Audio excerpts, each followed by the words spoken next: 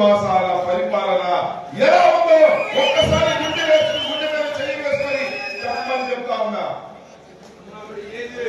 భలే ఛాన్స్ ఉంది అమ్మఒడి సంగతి ఏమో కానీ ఈ నియోజకవర్గంలో భలే ఛాన్స్ ఉంది. క్యాష్ ఇచ్చినోడికే పని అయిపోతాను. ఏమి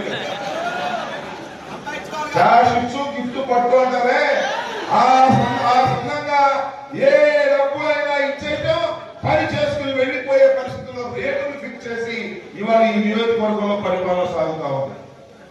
నేను మొన్న ఎవరు అడిగా,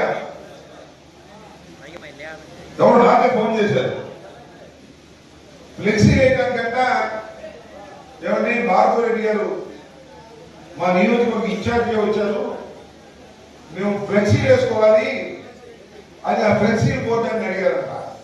మాకేం తెలియదంటే అప్పుడు ఒక ఆయన ఉంటాడు, ఆయన పేరు దరువు నాగేశ్వరరావు, ఆయన మీరు అడగండి అన్నారంట. ఏంటి ఆయనకేం సంబంధం అనుకున్నా నేను. దరువు నాగేశ్వరరావు అంటే నాకు తెలుసు, తెలుగుదేశం ఆయన కాంట్రాక్టర్, పెద్ద పెద్ద కాంట్రాక్టులు వేశాడు, రోడ్లు వేశాడు, వంతెనలు వేశాడు, బాగా ఉంది. ఏంటయ్యా సంగతి అంటే ఇక్కడ ఉన్న కమలాలక్ష్మి గారు నియోజకవర్గాన్ని కాంట్రాక్ట్ చేశారు.